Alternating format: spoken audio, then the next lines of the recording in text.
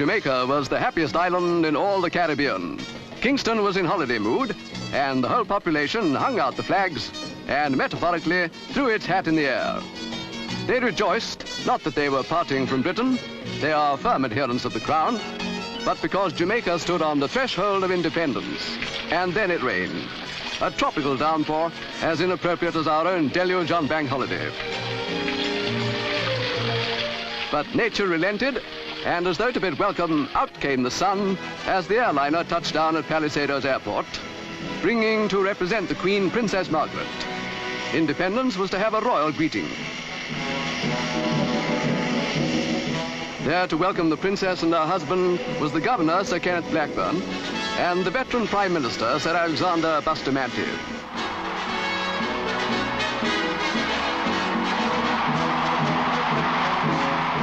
After the greeting of Lady Blackburn, it was the turn of the Premier to bid Her Royal Highness a loyal welcome. Then Princess Margaret was conducted to the saluting base to receive the royal salute by the Jamaica Regiment.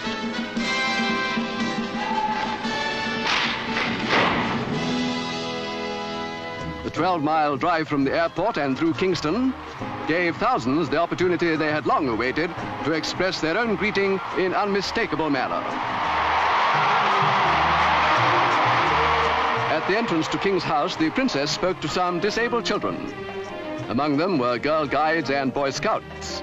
They are crippled, but they were not forgotten. The royal visitor had a word, too, with the woman in charge of them. Next day, Her Royal Highness opened the great National Stadium, which nobly expresses the pride and hope of the new nation. Sir Alexander Bustamante received the Princess and Lord Snowdon and conducted them to the royal box. This was the place where, at midnight on the following day, the flag of independent Jamaica would be raised. Princess Margaret said it was fitting that the country would serve as host for the 9th Central American and Caribbean Games. And after the applause came the emotional rendering of the Jamaican national anthem.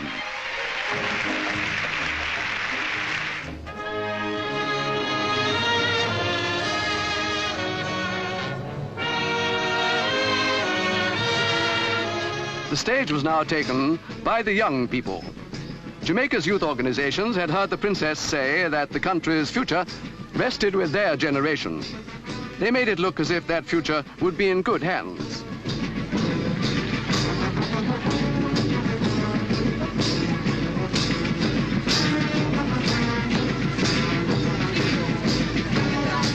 One spectator who had been among the prime movers in achieving independence was the opposition leader, Norman Manley.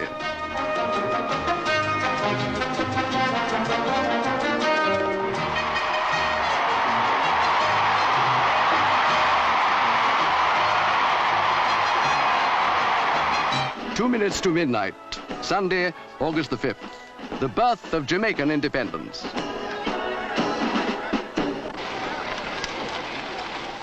The new flag was about to be hoisted over the stadium. Sir Kenneth Blackburn was soon to be Governor-General, the higher rank in accord with the new status of Jamaica as full member of the Commonwealth. It is likely that before long he will be succeeded by a Jamaican, and who better than the 78-year-old Sir Alexander Bustamante.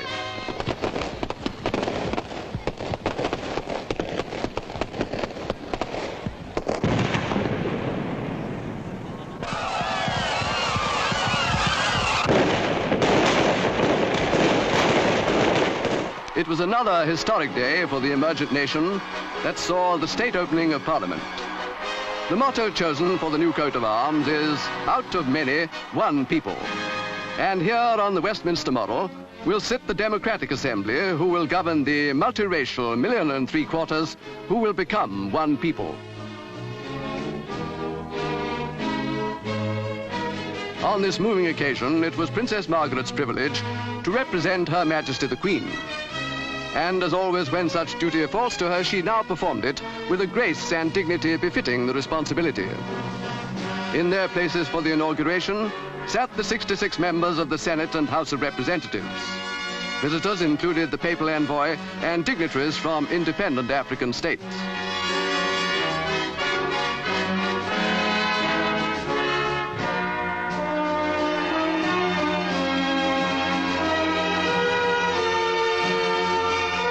now fell to the Prime Minister to receive from the Queen's representative the constitutional instruments of Jamaican independence and to convey to the Princess the speech from the throne, in which the Queen congratulated all who had guided Jamaica to her new status and expressed hope in the nation's future progress and prosperity.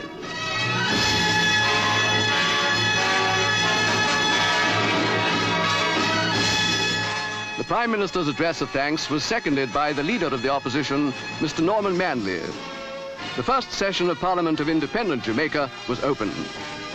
It followed the pattern of Westminster, the mother of parliaments, from which democracy has spread and flowered in so many lands. 300 years of British government had come to an end, and peacefully, one more nation had been helped to achieve its yearning for self-government. All wish well to the happy people of independent Jamaica.